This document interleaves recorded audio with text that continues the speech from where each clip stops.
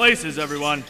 The best thing in the world is that, hopefully for both of us, is that if he asks me to do something, I feel like there's nowhere I won't go, because I'm not being led astray, and because he wants me to go as far as humanly possible. And the outcome, the result, is not what he's looking for.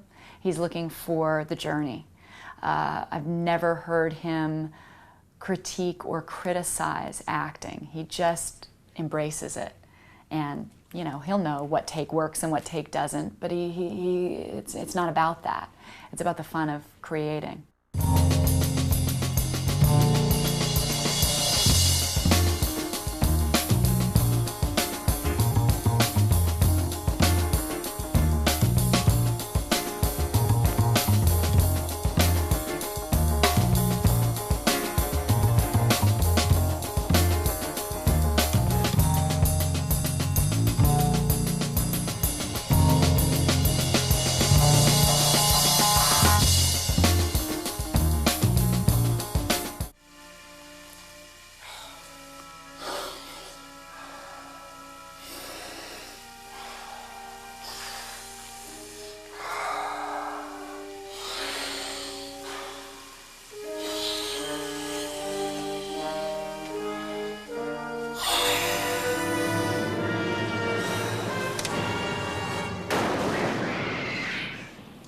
I called David, actually, or David called me. We'd never met when I was cast for the part.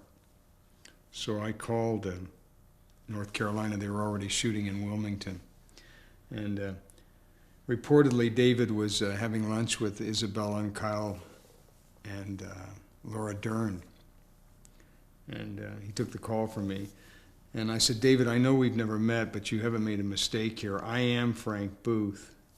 And he said, oh, that's wonderful. It'd be great for the picture. So anyway, he went back to the table, reportedly, and he said to them, I just talked to Dennis Hopper, and he said he was Frank Booth, and I think that's wonderful for the picture, but I don't know how we'll ever have lunch with him. He has the ability to somehow be aware of the entire picture at the same time, and yet incredibly focused and interested and charmed by what's happening between the actors at any given moment. You never get a sense like, oh my God, we're running behind, we're not going to get the day.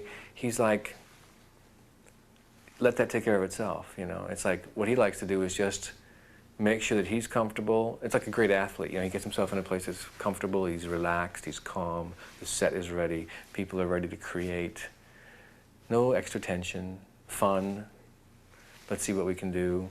The willingness to trust in the creative process, that sometimes the best moments are they are what we would perceive as mistakes. But reality, it's, you know, divine intervention at its best. And he gets that. He understands that there aren't mistakes. I love working that way. It's so rich. The most surprising thing is that his interests in the arts and film have been as dark as they have, because he's very different than that. And most people who only see his films, know him from his art or his films, think that he's, you know, are shocked when they meet him, because he's, you know, he's the all-American boy. David Lynch, one of America's most interesting and controversial filmmakers, insists he is not a film buff. He says he just doesn't have the time, and when he does go to the movies, he worries too much about the director and the audience's reaction to the film, and most of all, finds it difficult to digest his popcorn. This from a man who has brought us such talked-about films as Blue Velvet, Wild at Heart, Lost Highway, and Mulholland Drive. In interviews, Lynch is not famed for discussing his movies. He speaks of his films in broad strokes rather than talking about the actual filmmaking process in any great detail. Yet no one is ever going to find anything that Lynch has to say as boring or superficial. David Lynch was born in Missoula, Montana. the kind of small-town America so often seen in his films. He spent his childhood moving from one town to another, following his research scientist father who kept getting relocated. I lived in Missoula, Montana, Sandpoint, Idaho, Spokane, Washington, Durham, North Carolina, Boise, Idaho, Alexandria, Virginia, and it was in Alexandria that I graduated from high school, and I went to the Boston Museum School after that to study painting. I did not like that place and went to Europe to study for 3 years, but came back in 15 days. I didn't take to that too much either, so I ended up in Philadelphia at the Pennsylvania Academy of the Fine Arts and really liked it there, although I only went to school 2 more years, I believe. When I was in the 9th grade, I had a girlfriend, and I went to visit her one night, and that night I met my friend Toby Keeler, and Toby and I were talking on the front lawn, and he told me that his father was a painter. And this, when I confirmed that it was a painter of fine art, paintings, it changed my life completely, because I had a strange idea that adults didn't paint, and I was pretty naive and didn't know so much. So this was like huge news to me. And it's that time I decided to be a painter, because I'd always been painting, and now I realized I could keep doing that. You know, all they say, beauty is in the eye of the beholder, so there's such a thing that I call bad painting, and that is, it's an abstract kind of phrase, bad painting. It's hard to describe. It's very bad painting, but it has a certain organic kind of an aesthetic to it that makes it completely beautiful to me. And so it's childlike and bad, and nature plays a part in my paintings. So I sometimes try to stay out of the way and to let it be organic. And I would like to bite my paintings. When they're getting further along, I want to bite them. I was at the Pennsylvania Academy of the Fine Arts, and I was working on a painting that was a garden at night. And so it was green and black, basically. And I suddenly saw the green start to move a little, and I heard a wind. And I thought, this is beautiful. And I thought maybe the paintings, should move some. So I got the idea to do an animated film of a moving painting. And that started everything rolling. Lynch's film career began with a series of short films: Six Figures Getting Sick, The Alphabet, The Grandmother, and The Amputee, before making the 1977 release of Eraserhead, a film that most people feel they have to see repeatedly to understand. Eraserhead, I say, is my Philadelphia story, and it took actually longer than 5 years. It was started maybe in 1970 in the writing, and it was finally finished in 1977. There are those who feel that the true meaning of Eraserhead is best left to the imagination of each individual viewer. Speaking again in general terms, Lynch tried to explain the meaning of the movie, without, in fact, explaining the film at all. The filmmaker should know for himself or herself what the film is. But there's an interesting thing that happens. Ideas are the number one best thing going. And ideas come to us. We don't really create an idea. We just catch them, like fish. No chef ever takes credit for making the fish. It's just preparing the fish. So you get an idea, and it is like a seed. And what you realize is the idea is more than you realize. And if you're true to it, when the work is finished and some years go by, you can even get more out of it if you've been true to the idea in the first place. So they're very special, and it's very special that you be true to the ideas. He is so true to what he sees in his vision, and so insistent that it be executed in the way he envisions it, that he winds up very often actually getting what he wants. He's just somehow less of a whore than the rest of us. Early in David's career, there were a number of people who helped him along, but one in particular, a film distributor by the name of Ben Barinholtz, would prove to be one of the most influential by recognizing Lynch's talents early on. When Eraserhead was finished, and it wasn't actually finished, Eraserhead was finished 2 days or 2 weeks after the Los Angeles Film Festival in 1977. A guy saw that film and told Ben Barinholtz about it. Ben was called the grandfather of the midnight films, and his whole philosophy was to spend hardly any money, open the films at midnight, and through his knack for picking certain films, he felt that within 2 months there would be lines around the block. That's what he told me. He said, I'm not spending any money, and I guarantee you in 2 months there'll be lines around the block. And that's what happened. Lynch's first mainstream film, the 1980 release of The Elephant Man, starred Anthony Hopkins, John Hurt, Anne Bancroft, and John Gielgud. It is the true story of catastrophically deformed John Merrick. This masterpiece about a man's struggle against society proved to be a triumph for Lynch. I wanted to make a film called Ronnie Rocket after Eraserhead, and I wrote a script, and no one that I ever found wanted to help me make it. So I was sitting around one day, and it struck me that I should possibly try to do someone else's script.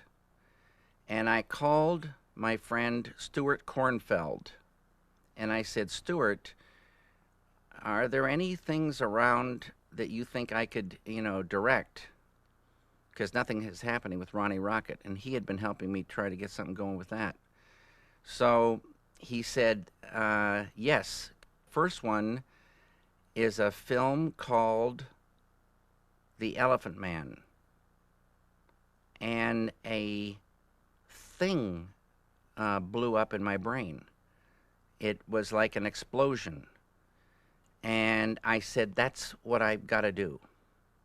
Christopher DeVore and Eric Berggren had written a script, and no one anywhere wanted to make this film.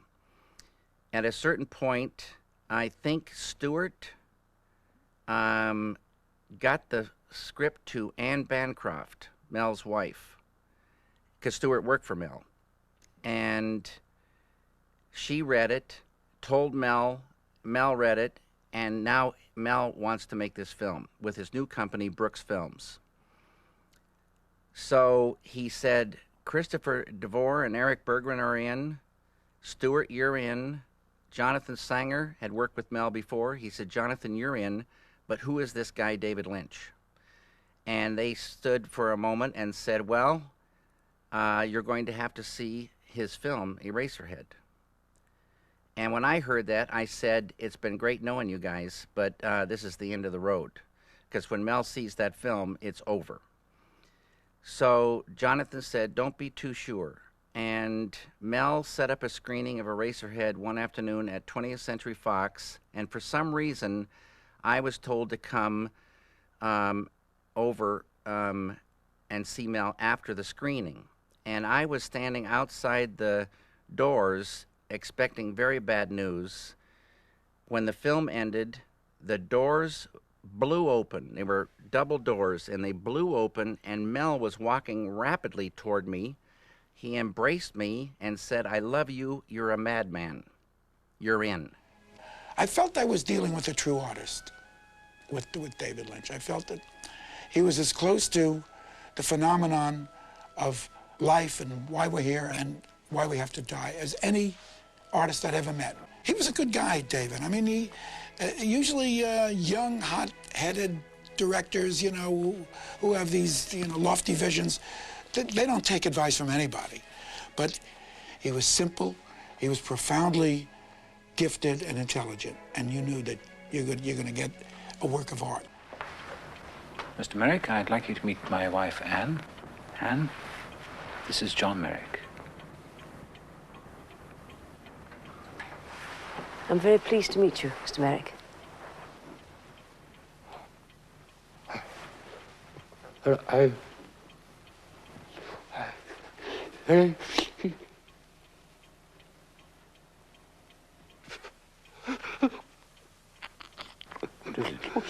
What's the matter? Come on. I just said I'm not used to being treated so well by a beautiful woman.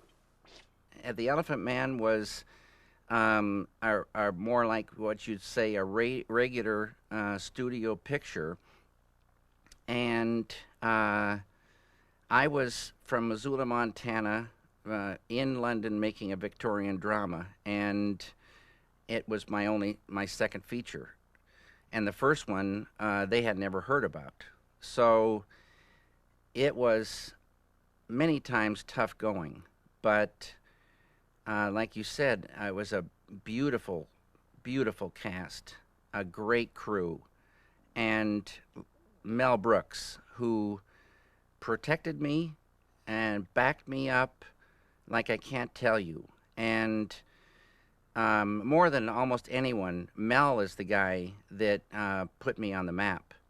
Taking a chance on me at that stage was who could figure that? So it was Mel Brooks.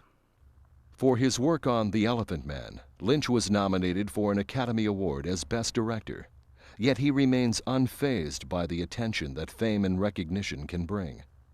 To Lynch, it's all about the work and not the adulation or the awards.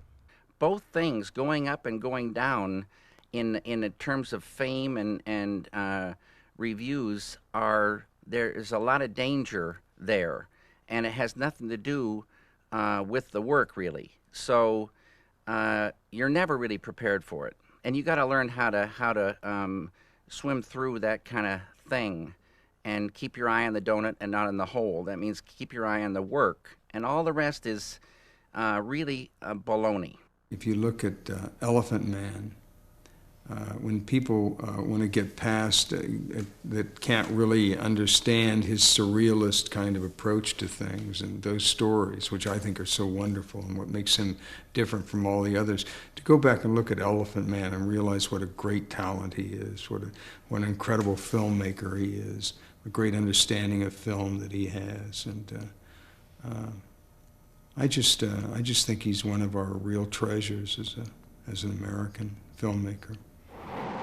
Dune, based on the monumental Frank Herbert novel, was released in 1984 and has been called one of the most amazing missed opportunities in sci-fi cinema.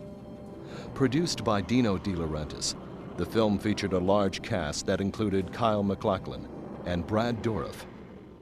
Dino, somehow in Dino's mind, put The Elephant Man together with Dune, and he called me and asked me if I would read this book. I wasn't 100% I don't know quite how that happened. That's my one, in my mind, big failure. And but I learned a tremendous amount on that film. I love Dino. I love his daughter Rafaela. I love the cast and crew, and I loved Mexico City. I was down there for a year and a half. Dune took 3 years to make, start to finish. But it was a nightmare, and it was a nightmare. Some of the special effects and so forth got very cheap. They ran out of money. And no, in a lot of those cases, he didn't get what he wanted. And they just didn't have the money for it. I mean, there are descriptions in the screenplay of folding space, which are just gorgeous, and I know he would have loved to have done. And you know, had the film been done a few years later, he could have had, and they would have been gorgeous. Mentat Piter de Vries. Message for Mentat Piter de Vries. The Baron is impatient for Leto's reply. It is by will alone I set my mind in motion. It is by the juice of Sappho that thoughts acquire speed, the lips acquire stains, stains become a warning. It is by will alone I set my mind in motion. David directs for different people in different ways. For me, it had a lot to do with imagery. He'd say, more like a wind. Or he'd say, think about Elvis. Or he'd say, sometimes nothing at all. There'd just be a moment, pause, and we'd sort of stare at the ground together and look at each other and sort of nod. And he loves to direct from behind the camera, so you'll hear his voice from time to time, which is fun, because then it becomes a challenge, is who can make who laugh first. So he laughs and sometimes ruins a take, and sometimes he'll get me. That was just the friendly process. Our shared enemy, the Harkonnens, are once again in control of Arrakis. Stilgar, your leader, has asked me and my mother to teach you the Weirding Way, to crush the Harkonnens. We must do more than this. We must totally destroy all spice production on Arrakis. It was huge. You know, everybody talks about things, many crews, lots of things going on at the same time, and it was a big production. That principal photography lasted 6 months, and models, miniatures, you know, special effects photography lasted another 6 months. So I didn't have final cut on that film. So I didn't have final cut on The Elephant Man either, but Mel, in effect, gave it to me. And so that's the big lesson. Don't make a film if it can't be the film you want to make. It's a joke, and a sick joke, and it'll kill you.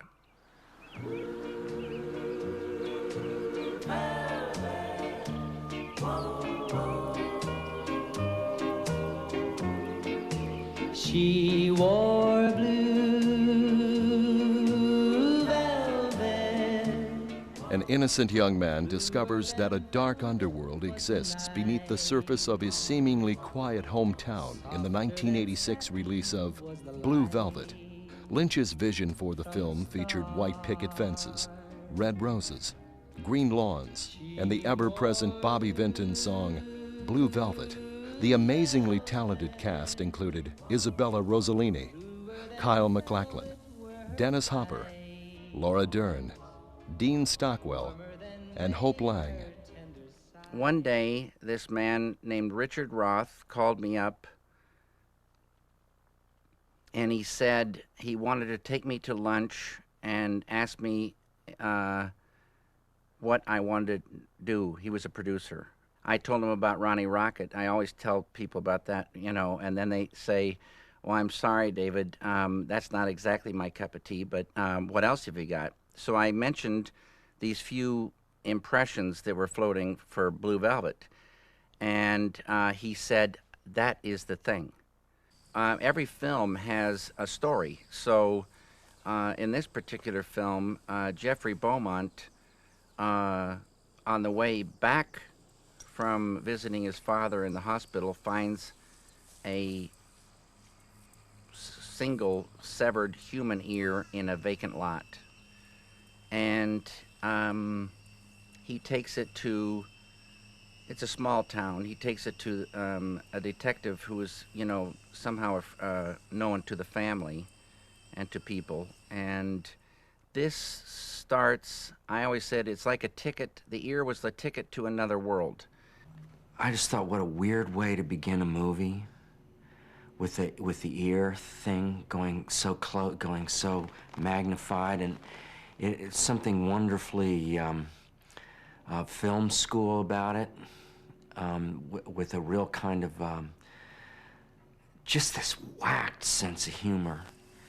And I already worked with David before then, and it just, he's like, you know, wears Weegians and you know, a blue jacket with, you couldn't be more preppy dressing, and with this absolutely whacked, wild, surreal imagination. And it just, at that point, it's just funny. I pitched it, and they accepted it, and I wrote 2 drafts of Blue Velvet before Dune was made. But they hated these drafts at Warner Brothers. After Dune, Dino says, David, what do you want to do next? And I said, I want to do Blue Velvet. He says, we do. And then he had to, there were many, many problems, but in about 3 minutes, he had solved those problems and bought the script from Warner Brothers, it having gone into turnaround, and I didn't know about this, and I lost it to them. So I didn't even own it when I talked to Dino, and I thought I did. So then I wrote these 2 other drafts, and Dino says, I'll make this picture if you cut your salary in half and cut the budget in half. And Fred Caruso, a producer, came in and helped me get the budget down, and it was easy to cut my salary in half. She wore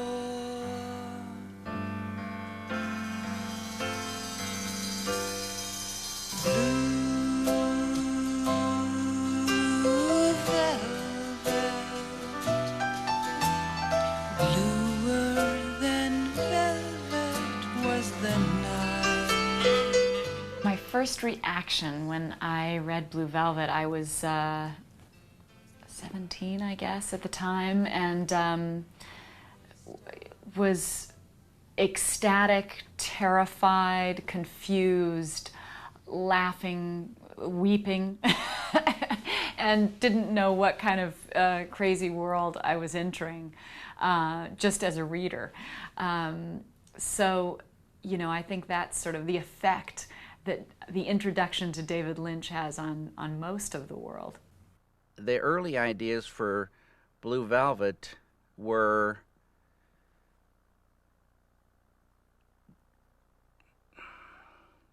red lips, green lawns, and the Bobby Vinton song Blue Velvet. Do you want to do bad things? Anything. Anything. What do you want? I want you to hurt me. No. I don't want to hurt you. I told you I want to help you. Dorothy, I know some of what's happening. Frank has your husband and son, doesn't he? Dorothy, you gotta do something. Go to the police. No police. No police. I watched the movie and I thought it was just beautiful. Just beautiful. I mean, I thought Isabella was, I mean, just unbelievable performance. So brave and vulnerable and sexy, and it's really like a piece of music. It's like a symphonic. And David, of course, is incredibly music savvy. So I think he's got to have been a part of what was happening in his head. David presents the most fantastic challenge an actor could ever ask for, which is how to walk or even dance in two worlds. You know, being pure and authentic as an actor but in a world that is possibly irreverent, possibly, you know, even broadly funny. But you always sort of have to be a straight man. So it's a wonderful world to live in and kind of learn how to stay pure in as an actor. When I first saw Blue Velvet, I took a lawyer friend of mine who knew nothing about the film, and I took him to see it with a bunch of probably about 5 or 6 executives from the studios who were about ready to distribute it, but they hadn't shown it to anyone yet. And my lawyer friend started laughing at the beginning of the film, and he laughed hysterically. He thought it was the funniest movie he had ever seen through the whole movie. And at the end of it, I didn't know what I'd seen. I was thinking, why is he laughing? And I don't find this so funny, and so on. And all the studio executives sort of looked at us to decide whether what we thought about the movie. They made no comment at all. So I went outside, and I really didn't know. But I thought, you know, this film, I just felt it was the first American surrealist film. And then later, when I saw it with a real audience, it was amazing how afraid they were, how scary it was for them. And I remember months after it had come out, I would be in a restaurant and somebody would come up and with their girlfriend and say, "My girlfriend wants to ask you for your autograph, but she's afraid to, so I'm here." And this girl would be standing there trembling like this, and I go, "Oh my God, this part had such an effect on people." Those toenails about dry yet, sweetheart? We got some dancing to do. Lynch followed Blue Velvet with the 1990 release of Wild at Heart, starring Nicolas Cage, Willem Dafoe, and Laura Dern in the title roles. The film was violent and at one point threatened with an X rating. Yet, Lynch and his cast saw the film as a love story between Sailor and Lula, played by Nick Cage and Laura Dern.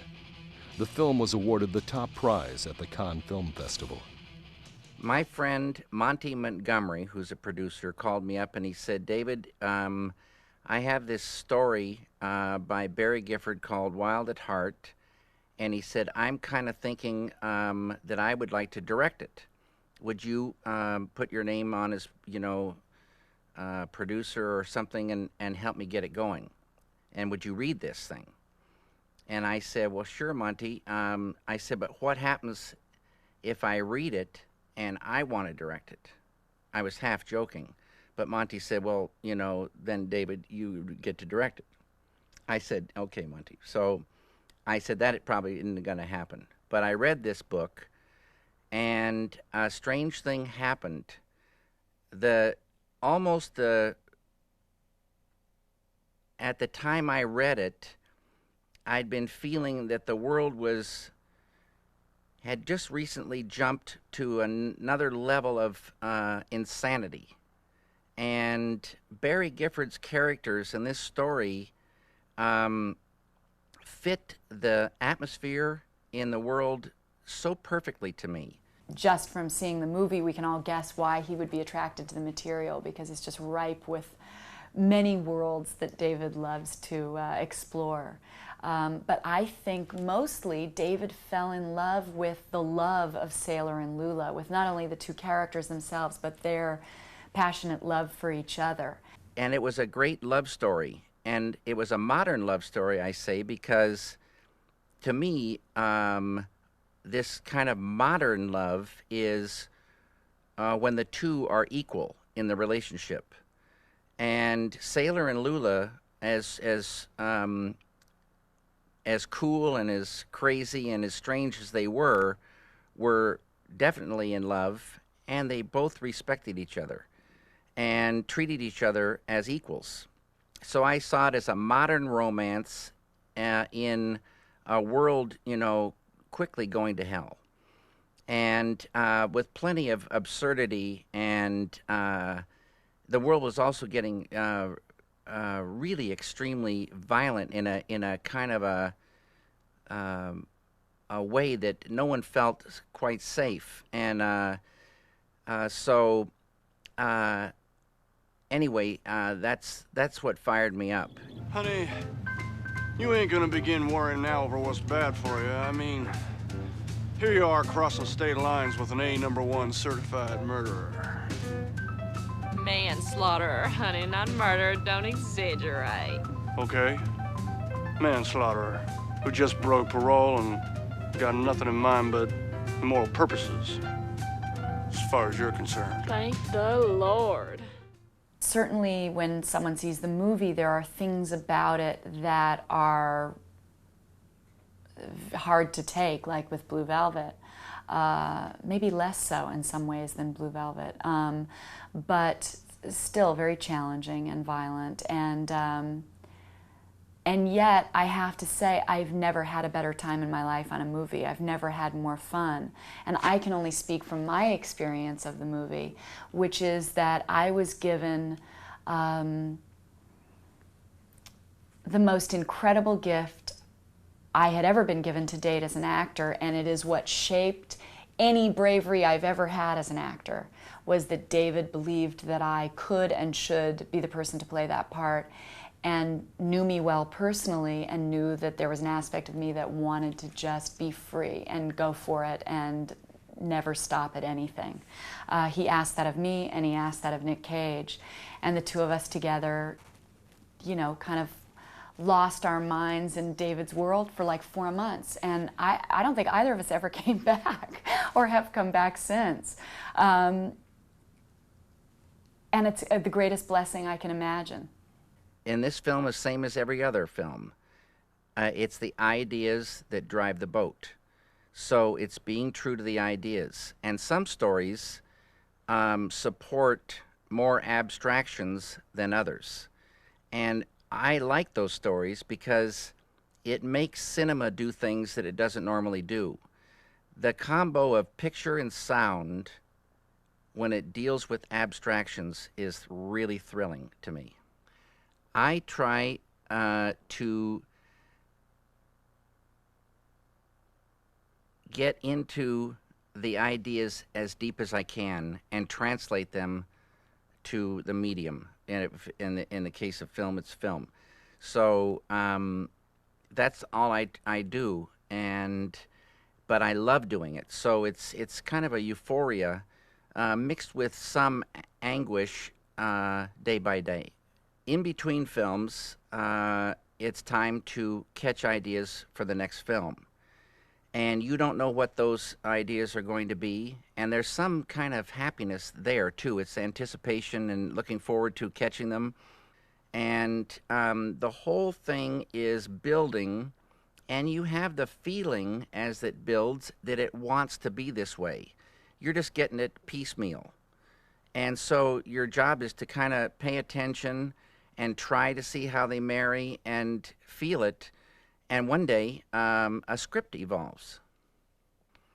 On Blue Velvet, the fourth draft that I told you about, I was having problems finishing the script, and it just wasn't coming together, And one morning, I was in an office, and I had gone to see someone. It was at Universal Studios, and I was out with the secretary, and I was sitting on a chair, and it was very quiet. And on that chair, I remembered I had a dream the night before. And I remembered the dream. And I asked her for a pencil and paper, and I wrote this dream down, and it was 3 or 4 critical things for Blue Velvet. And the script was finished. The world of Twin Peaks. And Laura Palmer was always the biggest mystery. And here was an opportunity to go bit by bit in the last 7 days of her life. And one thing led to another, and a script emerged, from that. So Fire Walk with Me wasn't well received by most of the Twin Peaks fans because it didn't have, they said, the same humor or, lightheartedness as the series. And I can understand that, but it was Laura Palmer's life, and that wasn't a pleasant life, a lot of it. For me, it was wonderful because I felt like I got the opportunity to come full circle with her. It's very strange to play a dead person and to never really get to experience her life force. And I creatively longed for that. You know, during this series, I got to play Maddie, the cousin, but Laura had sort of haunted me. I thought that one of the great things about Twin Peaks, for me, was that it was frightening and odd and exhilarating and all those things without being violent, without showing violence like that. It was all there, but it was underneath and understood, and I think, and the thing that I had a hard time with in the film was that it was very, very much up front, and I felt like I felt somehow that we were sort of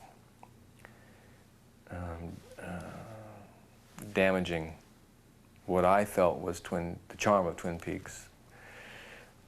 You know, I mean, that was just me. I mean, you know, I don't know exactly how David felt, but he wanted to do that film, so that's what he did, you know. And so I have very mixed feelings about it.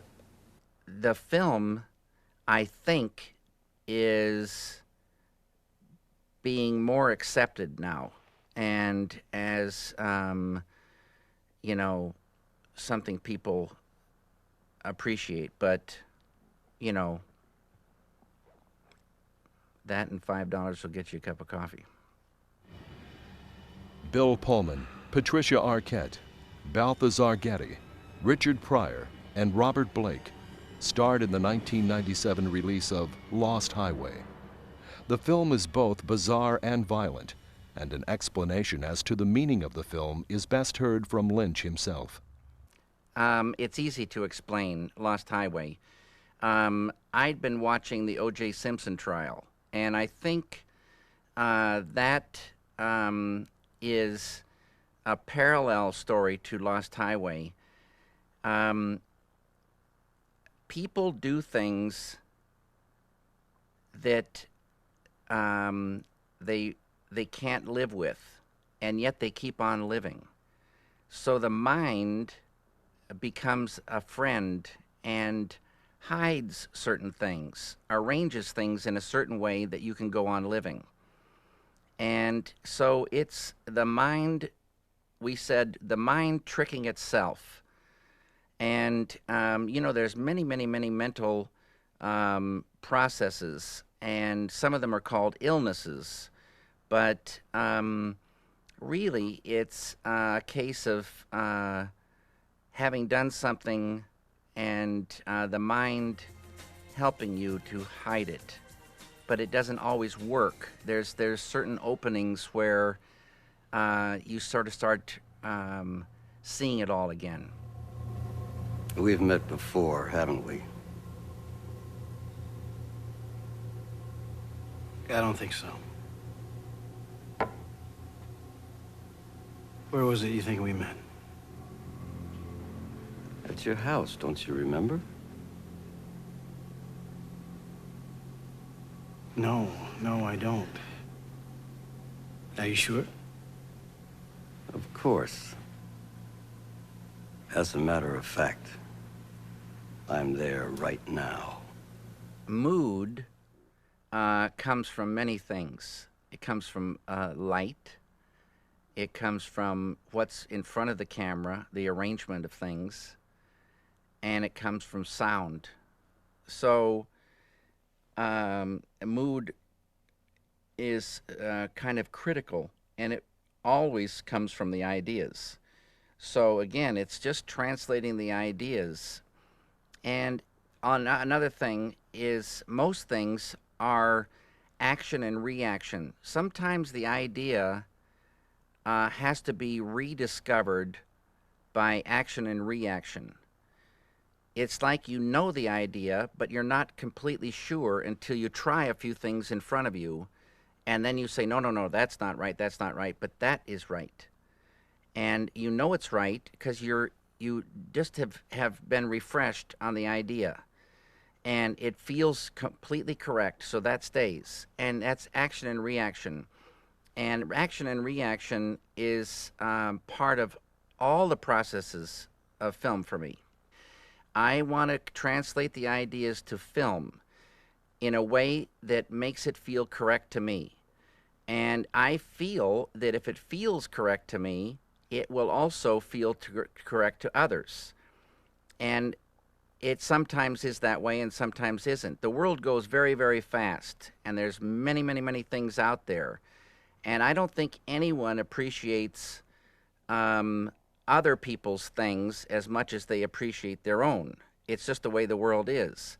But if you're not satisfied, you can't expect other people to be satisfied. So your job is to be true to the ideas and to have the final say. It's your piece of work. Nobody fiddles around with painters' things, and they shouldn't fiddle around with film. Stay true to the idea, start to finish, every element. Get it as close to 100% as you can, and then when you fly it out, it has a chance. The 1999 release of The Straight Story was a lyrical love poem of a movie about a 73-year-old man who takes a trip to mend his relationship with his older brother.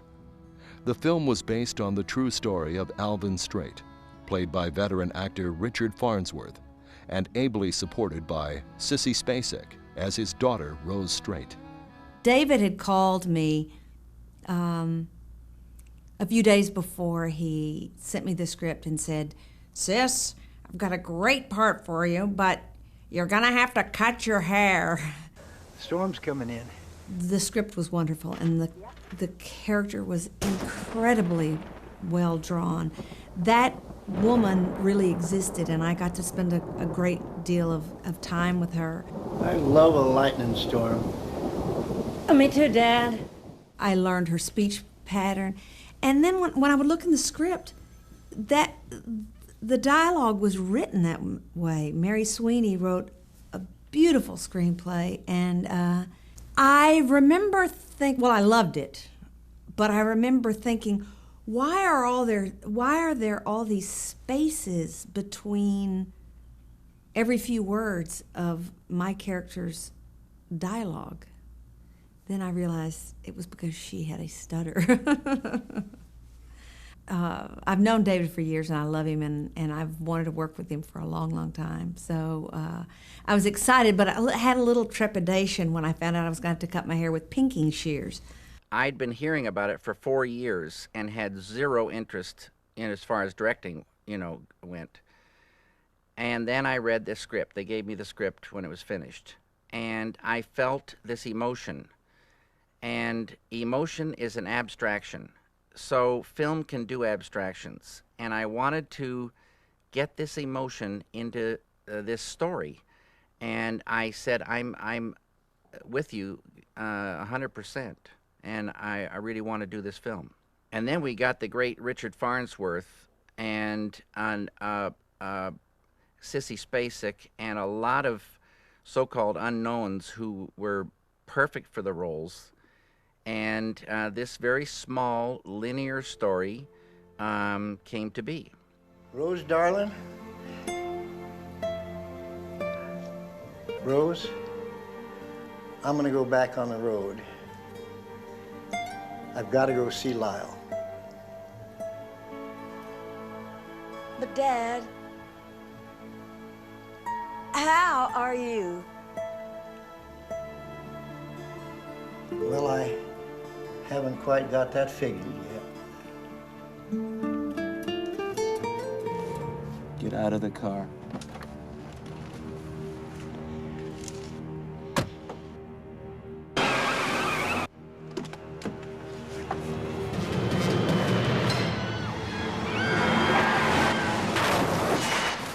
Labeled as a love story in the city of dreams, Mulholland Drive, starring Justin Theroux, Naomi Watts, and Laura Herring, was released in 2001 to rave reviews and enthusiastic audience response. Once again, Lynch presents a complicated story that becomes a masterpiece of modern cinema. Mulholland Drive is a film but it's also a road in Los Angeles. And that road is filled with twists and turns.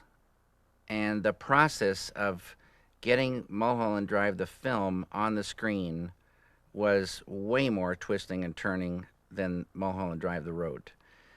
It was a long, long trip, and with many surprises, and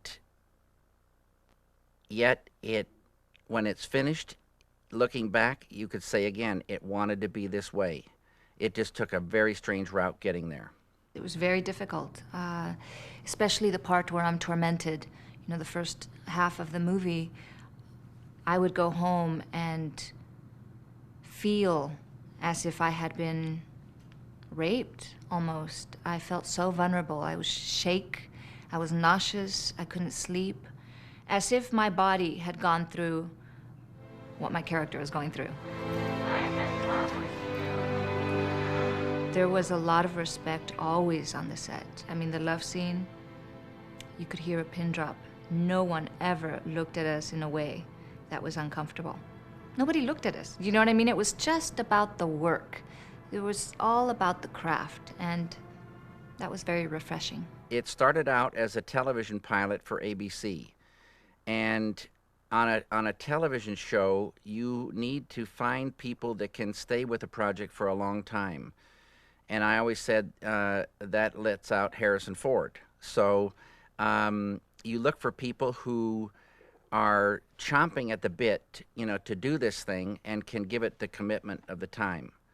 So looking in this particular pool, which is still huge, you still find the right person for the role. And there again, I'm so happy and I'm so in love with this complete cast. And I met people that will be, you know, friends for life, and it all worked out so beautifully in the end.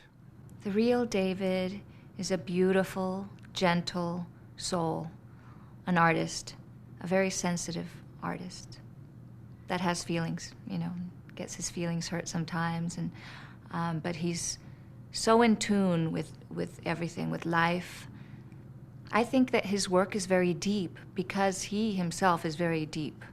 He's a deep person, very, very profound. I'm sorry. What is it, Rita?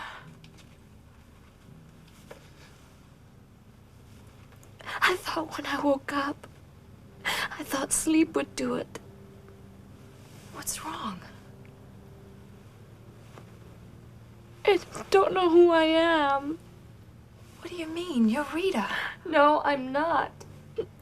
I don't know what my name is. I don't know who I am.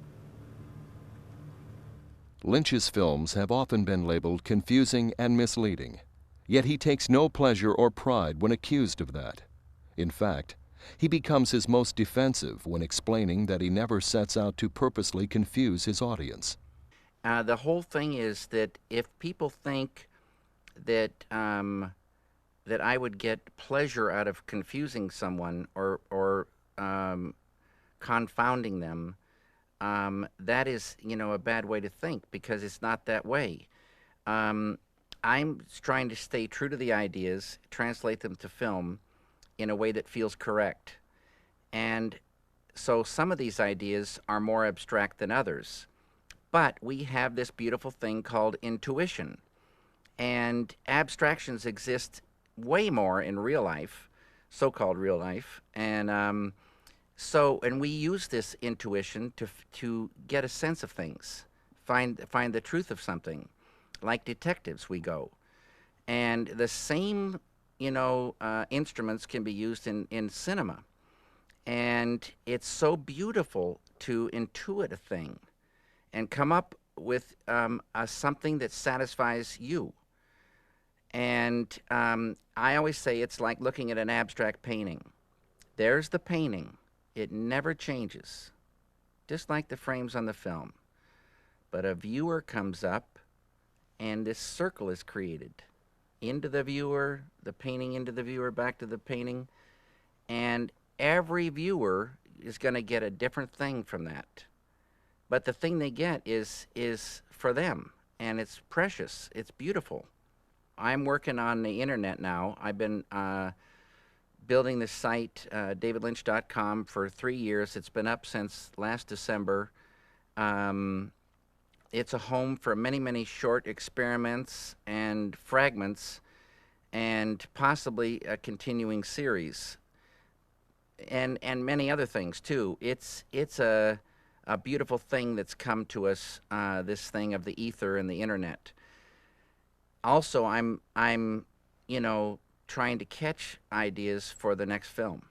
I don't know anything about Hollywood today. It's like everything else. It's one thing today, it'll be another thing tomorrow. It's beautiful, this world of film. If people can make stories and translate ideas, it's the most thrilling thing. And like I said earlier, if people just can make the film they want to make, let their own voice come out and sing out, it would be beautiful. I tell my mother and my father not to see most of the things I do, but I think they really like The Elephant Man and The Straight Story. I think David's the kind of guy you'd like to live next door to, and who has a little bit of a dark way of seeing things, but he'll do anything in the world for you, and he's a real mensch. He's right up there with the best, and I think the overlying thing is that he's just an artist through and through. Things always change. You look at like Van Gogh, he couldn't get arrested when he was alive. Certain filmmakers of today will disappear in 100 years, just like the painters disappeared around Van Gogh, and he rises up. You never know what's going to happen. The beautiful thing is the doing, and if you love your work, that's the greatest blessing.